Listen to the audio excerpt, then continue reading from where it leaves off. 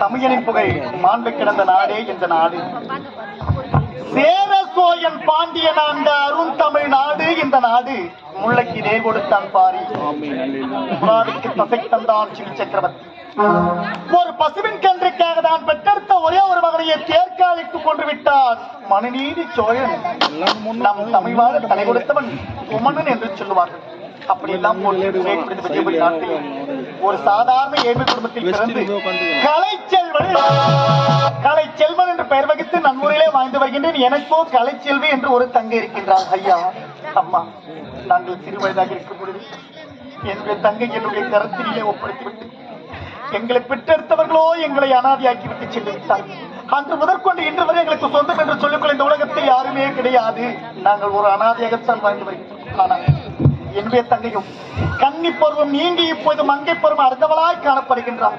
அவளுக்கு ஒரு திருமணத்தை செய்து நான் முடித்து விட்டேன் என்றால் என் தலையில் உள்ள பாரம் அத்தனையுமே இறங்கிவிடும். அவனுக்கு தினமுடைய தங்கை கலைச்சலே நான் காண்பது அவசியம். அதற்குள்ளாக சைலன்ஸ், கொஞ்சம் அமைதி. அன்பார்ந்த நாடக கலா ரசிக பெருமக்களே,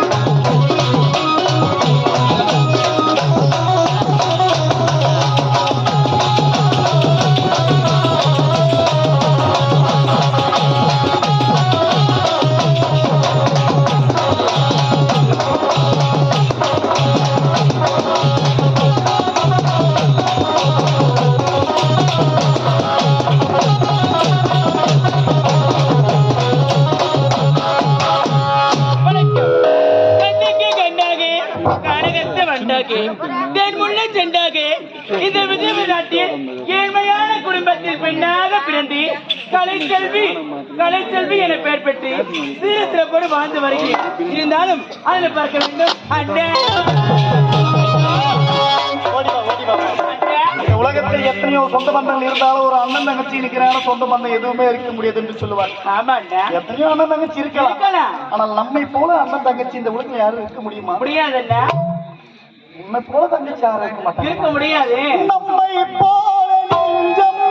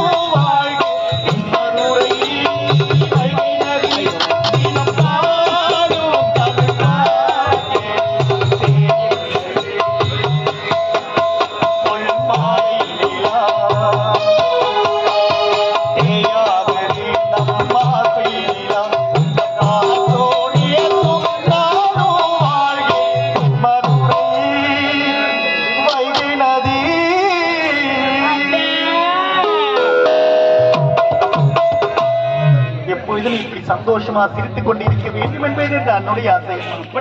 இருந்தாலும் இந்த அண்ணன் உன்னை வெகுவா இருந்த காரணம் என்ன காரணம்? நீ பிறந்த நாள் முதல் வளர்ந்த நாள் வரை உன்னை என்னுடைய கரத்திலே ஒப்படைத்து விட்டு நம்மை பெற்றத்திலும் நம்மை அனதாக்கி சென்றிருந்தார்கள். அந்த முதற்கொண்டு இந்த வரை கண்ணிமை போல் அல்லவா உன்னை காத்து வருகிறேன். உனக்கு ஒரு திருமணத்தை செஞ்சு முடிச்சிட்டுனா உன் தலைவருக்கு பாரம் எல்லாம் இறங்கிடும். அகல சீக்கிரமா ஒரு கல்யாணம் போது நிறுத்துங்க. எனக்கு திருமணமா? எனக்கு திருமணம் பிடிக்கவே பிடிக்காது அண்ணா. முதலில் உங்களுக்கு திருமணம் நடக்க வேண்டும் அண்ணா. வீட்டிற்கு அண்ணி வர வேண்டும் அண்ணா. உங்களுக்கு பிறக்கின்ற ஆண் குழந்தை நான் திருமணம் செய்து கொள்வேன் அண்ணா. என்ன எனக்கு கல்யாணம் பண்ணி எனக்கு போகிற பணி நீ கட்டினமா? செல்வமே, நீ செய்த யாகம் என்னென்னவென்று எங்கே சொல்லு. அன்பாலே சேர்ந்த நெஞ்சங்கள் வாழ நீ செய்த தியாகம் இங்கே சொல்லு. இன்றைக்கும் என்றைக்கும் நீ எந்த பக்கத்தில் அன்பிற்கும் பண்பிற்கும் நீ எந்த சொர்க்கத்தில் மன்னவர் நாயகரே என்னுயிரே காவலரே ஆடிய பூமியில் சார்புயிராய் வைகூறி உன்னை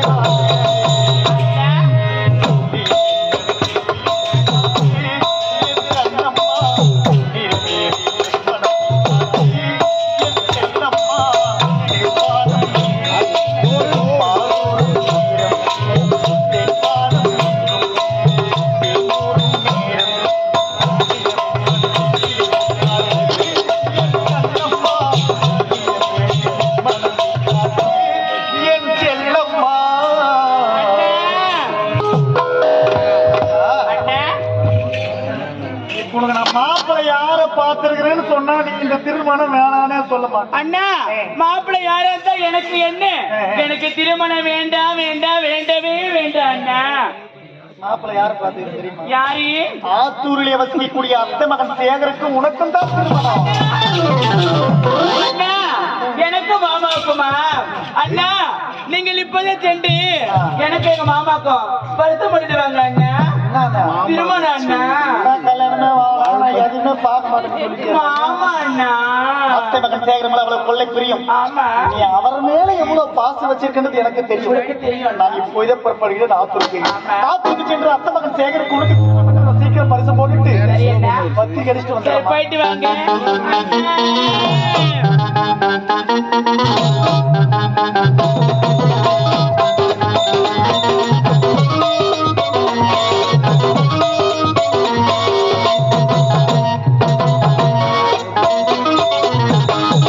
அண்ணா, எதுக்குமா வெக்கப்பட்டு மாமா வீட்டுக்கு தானே போறீங்க? சத்தியமா மாமா வீட்டுக்கு தான் போறேன். வைக்கிட்டுமா சரி, போயிட்டு வாங்க அண்ணா.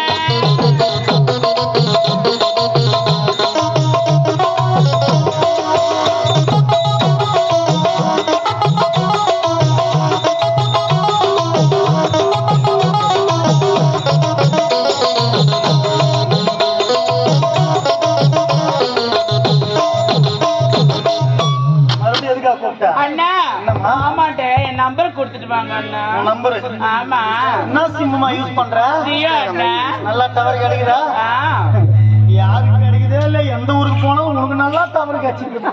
அதான் கிடைக்குது, கேட்டு பாருங்க. டவர் கிடைச்சிட்டு தான் உனக்கு மனுஷன் போய் கிடைக்குது. அப்படிலாம் சொல்லாதீங்க அண்ணா, அவன் திருந்துவான் அண்ணா. ஆமா, பாருங்க அண்ணா. சந்தோஷம் தான். சரி அண்ணா. புறப்படுகிறேன். சரி அண்ணா. சரி, போயிட்டு வாங்க அண்ணா.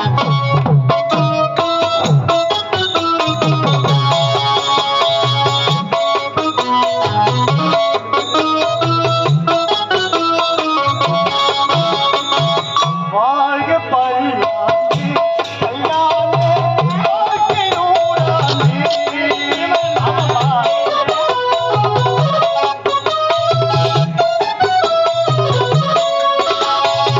வாழ்க பல்லாண்டு, கல்யாண வாழ்க்கை நூறாண்டு. புதியதாகும் இனியதாகும் இனிய வேளையில் சந்தோஷ கவிதைகள் குயிலே.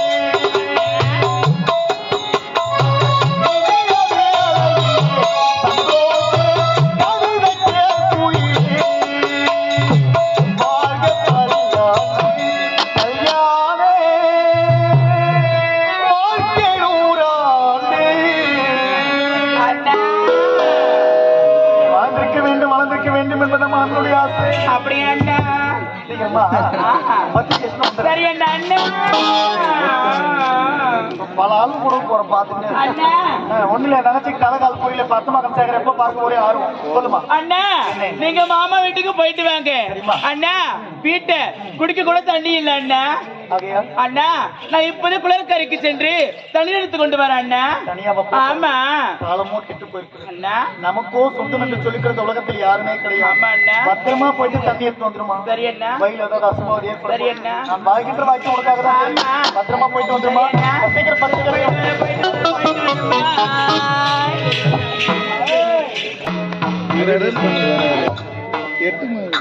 இப்போ இந்த நகர்வலம் வர வேண்டும். தாய் அருவி.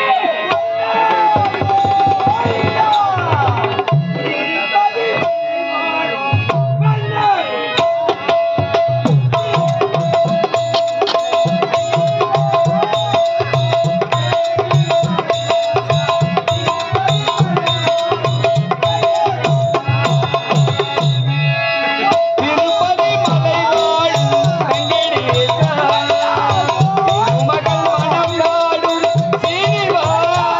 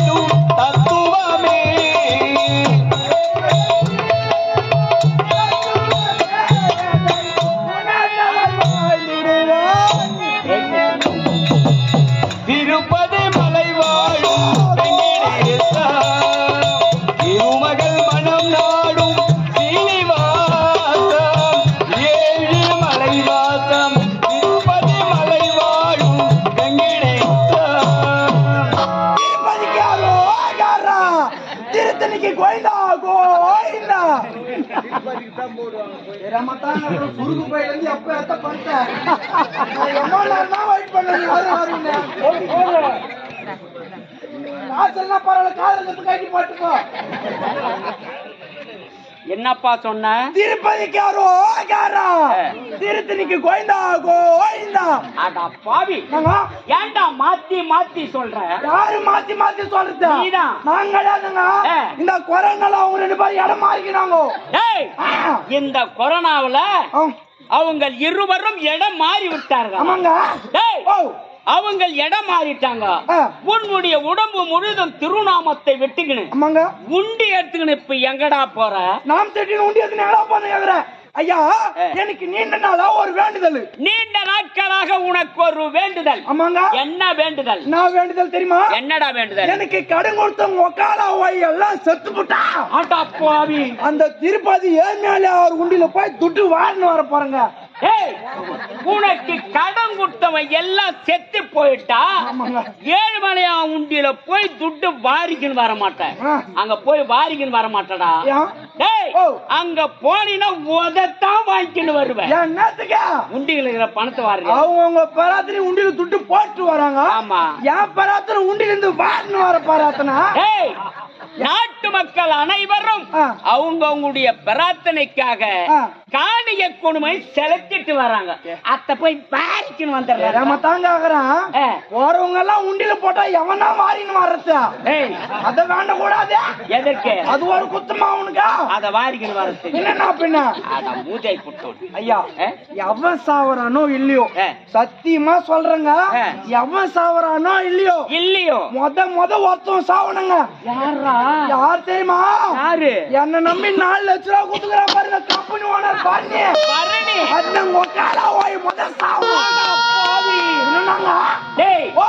நம்முடைய 15 குடும்பத்தை வாழ வைக்க வேண்டிய தெய்வம்டா அவரு. குத்து பணத்தை திருப்பி கேக்குறான். திருட்டு ஒக்கால அவனுக்கு என்னங்க? கொடுத்த பணத்தை திருப்பித்தாண்டா கேட்பார்கள். நான் எதுக்கு வாங்கினேன்? எதற்கடா வாங்கினேன்? எதுக்கு வாங்கினேன்? என்கிட்ட இல்ல, நான் வாங்கினேன். உன்னிடத்தில் இல்லை என்றுதான் அவர் கடன் கொடுத்திருக்கின்றார். அத போய் இல்லன்ற அந்த கம்யூனிட்டி 4 லட்சம் ரூபாய் தூக்கி தரானே எங்க வீட்டு வாசல் நின்ன அவனுக்கு ரவனா புத்தி கிடையாது. ஏன்டா? அவங்க கிட்ட இல்லாததான் நம்ம கிட்ட கொடுக்குறோமே. திருப்பி கேட்டிருந்தா அவன் எங்க கொடுக்க போறான்னு அவனுக்கு தெரியாது. எப்படியாவது சம்பாரிச்சு பின்னாடி கொடுப்பன்றதுக்காகத்தாண்டா உனக்கு கொடுத்திருக்கிறார். வாய்ப்பில்லை ராஜா, எனக்கு வேலை என்ன இப்படி ஆயிடும். ஐயா, நான் அவங்ககிட்ட சும்மா வாங்கினேன். அவங்ககிட்ட நான் வீண் சொல்ல பண்றதுக்கு வாங்கினேன். எதற்கு வாங்கினேன்? என் பொண்ணை கூட்டி கொடுக்கிறதுக்கு நான் வாங்கினேன். என்னடா சொல்ற? இந்த கல்யாணத்துக்கு கொடுப்பாங்களா கூட்டி, அது பேரு ஸ்கூட்டி. அது அப்படி சொல்லடான என் பொண்ண கூட்டி. ஐயோ, நான் சாட்டா எப்பவுமே ஷார்ட்கட்ல தான் சொல்லுவாங்க. அவங்க சத்தியமா செத்துட்டா கூட என்ன சத்தியமா என்ன சும்மாவே விட மாட்டாங்க. மோசமான ஆளுங்க. என்னடா செய்வான்? என்ன தெரியுமா பண்ணுவான்? இருட்டுல யார் மேல பேயா வந்து இருட்டுல யார் மேலாக பேயாக வந்து நடு நேரமா என் பீசக்கால பூச்சி துடுகுறான்னு உன்னுடைய பீசக்கால. அதுக்கும் ஒரு ஐடியா வச்சுக்கிறேன். என்னடா ஐடியா? பம்பக்கார ஒரு 4 பேர் பேசி கூட்டின்னு போய் அவனை 4 கால அடிச்சு பேயா வர வச்சு யார் மேல இறக்கி ஒரு 2 இன்ச் ஆணி வாங்கின்னு போய் ஆளு மரமா புளியா மரமா அடிச்சு விட்டுட்டா அவன் கம்பெனியும் கோயிந்தா. அவன் குத்த 4 லட்சம் ரூபாய் கோயிந்தா. அங்கே சுத்தி நடக்க வேண்டாம். இதே மாதிரி எத்தனை கம்பெனிடா ஏமாத்திக்கின்னு வந்துக்கிற? எனக்கு தெரிஞ்சு 8 கம்பெனி ஆயிடுச்சேன். 8 கம்பெனி ஆயிடுச்சியா? 9வது கம்பெனி இதையும் தூக்குறவா. 10 வருஷம் உங்க மேல போடா கூடாது. நீ ஒரு 2000 கூட நீ அப்ப சாவ. உனக்கு கடன் கொடுக்கணும்னா செத்து போனோமா? அல்ல, 1/2 மணி நேரமா பாடிக்கணும் 60 ரூபாய் தேரல. இல்ல வந்துடுது. ஏன் ஏரி வேலை துட்டுலாம் கொடுக்கறது கிடையாது உங்களுக்கு? ஏரி வேலையே கிடையாது. அப்ப 100 நாள் வேலை செய்வாங்க. சரி விடு. போனால் போகட்டும். இப்போது எங்க வந்திருக்கிறோம்? புதூர் வந்து கூத்தாண்டுக்கிறோம். அதையாடா கேட்டேன். வேற என்னங்க? அட மூதை பிடிச்சவன். என்ன இப்பொழுது நகர்வலம் வந்திருக்கின்றோம். ஆண்டா ஏன் ஆண்டா மறந்து போட்டுனாங்க. ஏய் சொல்லு சொல்லு லைன் வா. நகர்வலம் வந்திருக்கின்றோம். ஆமாங்க. எந்தெந்த வனம் எங்கெங்க இருக்கின்றது ஏய். அனைத்து வனக்கும் எனக்கு நீ காமிக்க வேண்டும். நான் காமிக்கிறேங்க. அப்படியா? என்ன நம்பி வந்துட்டீங்களா?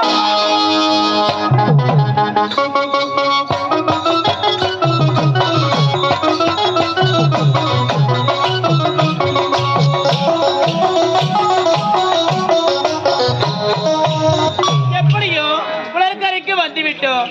அழகாக ஆடி பாடிக்கொண்டு தனியூர் கொண்டு வீட்டிற்கு செல்ல வேண்டும். எப்படி போக வேண்டும் தெரியுமா?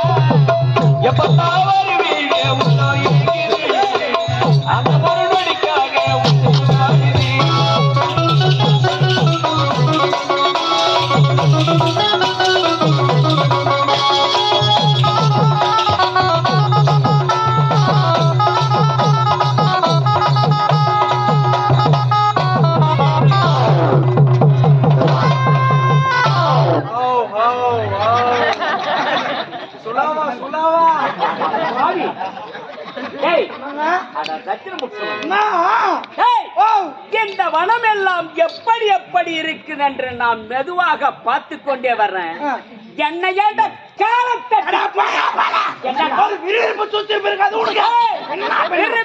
சுறுசுறுப்பு என்னிடத்தில் இல்லையா? விறுவிறுப்போடு சுறுசுறுப்போடு நான் வந்து விட்டால் இந்த வனம் எல்லாம் எப்படிடா நான் பார்ப்பது? ஆமாங்க, கரெக்டா தான் சொல்றீங்க. ஐயா அதெல்லாம் விடு. வந்து ஒரு வாரம் ஆகுது, எனக்கு சரியான கொலை பசிங்க. சாப்பிடலாம் வா. என் பொண்டாட்டி சோறு காட்டி குத்தாமிச்சுக்கிறா. என்னடா சாதம் அது? அந்த மூதை பிடிச்சவன். நாட்டு மக்கள் அனைவரும் புளியோதரம் தாண்டா சொல்வார்கள். புலி இது அப்படி அம்மா மாத்தினாங்க. நீ தாண்டா மாத்திக்கிட்டு வர்ற. ஏங்க என் பொண்டாட்டி சுத்து பத்தமா செஞ்சுக்கிறா. உன்னுடைய மனைவி பின்ன இளவரசு சாப்பிடுத்தாச்சு அப்படி இப்படியா செய்வா? எப்படிடா என் பொண்டாட்டி என்ன போறோம்? அவ சூத்துல துணியா இருக்காது. அம்மா பயம் மத்த எத்து மடிச்சு கட்டி. உன் மீது அவ்வளோ பயம் உன்னுடைய மனைவி. பின்னா பின்ன ஐயா அடக்கு உடக்குனா என் பொண்டாட்டி கிட்ட கத்துக்கணும். அப்படியா? பின்னா பின்ன எப்படிடா? ஆட்டத்துக்கு வந்து வீட்டுக்கு கால போனா போறோம். எங்க வீட்டுக்கு முன்னாடி ஒரு சிங்டாங் போனுக்குது. அது அப்படி திரும்பினா போறோம். போதும். என் பொண்டாட்டி நான் வரேன்னு வாசிப்பில்லையா இருப்பா. அவ்வளோ மரியாதை ஒண்ணு மரியாதை கொடுப்பா பாரு. அப்படியே எனக்கு சாப்பிட்டா மாதிரி ஆயிப்படும். எனக்கு அப்படியே போய் பத்துருவோம் நானு. அப்படியா? எப்படிடா? வாடா போட்டா கோய் சனியா. அதுக்கு உன்னுடைய மனைவி உன்னை பார்த்த உடனே மரியாதை கொடுப்பார் என்ற உன்னை பார்த்த உடனே வாடாடே பொட்டன்னு கூப்பிட்டாடா உனக்கு. உங்க வீட்லயே அதான் நடக்குது. விடு.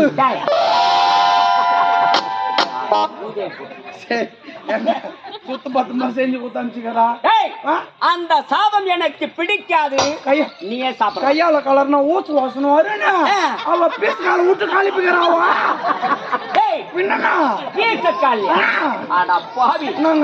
உங்காலே இந்த லட்சத்துல இருக்குதுன்னா வெந்து போன காட்டுல நின்னு போன மொக்க மாதிரி இருக்கா உன் பொண்டாட்டி காலு. என் பொண்டாட்டி அந்த கால்ல அதுக்குதான் கல்யாணம் பண்ணாதே இருக்கிறேன்.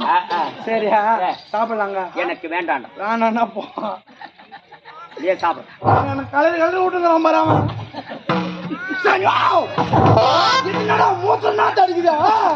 என்ன கவுல் அடிக்குதோ உனக்கு தானா தெரியும்.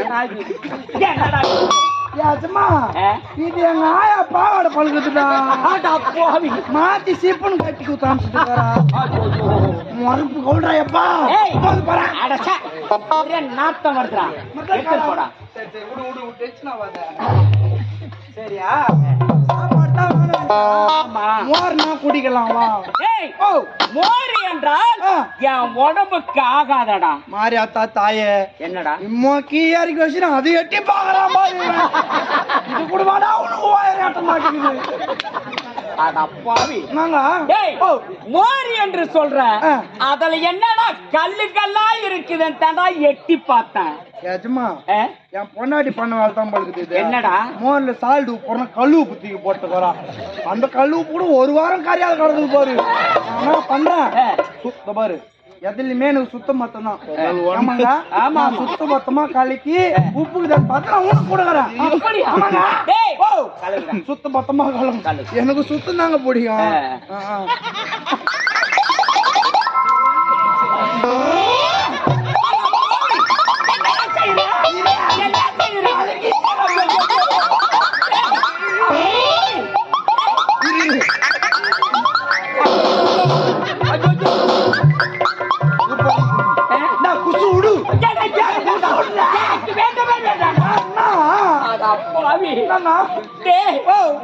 நாட்டு மக்கள் அனைவரும் ஒரு மோரை கடைய வேண்டும் என்றால் மத்து போட்டு தாண்டா கடைவார்கள்.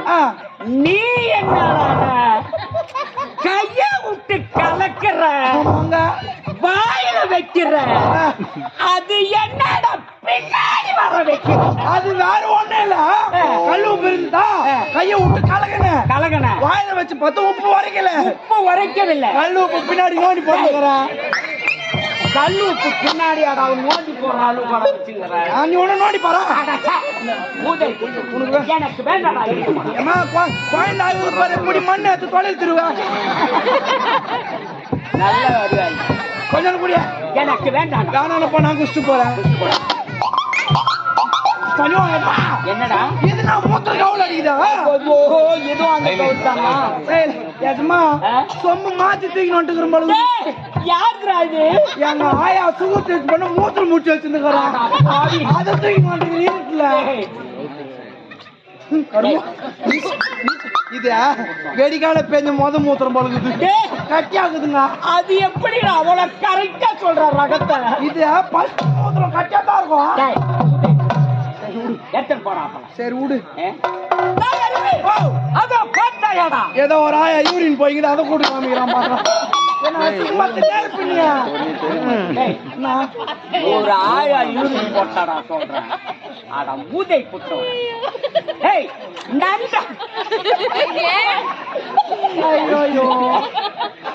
நன்றாக ஒரு அழகான பெண் எவ்வளவு அழகாக ஆடி பாடிக்கொண்டே செல்கிறான். இந்த பாடல் ஓசையே இவ்வளவு இனிமையாக இருக்குது என்றால் அந்த பெண்ணை எவ்வளவு அழகாக இருப்பாள். அந்த பெண்ணை பிடிக்க வேண்டும் என்றால் எப்படி செல்ல வேண்டும்? ஒரு கோயில் சென்று நறுக்கணும் பிடிக்கணும். அப்படி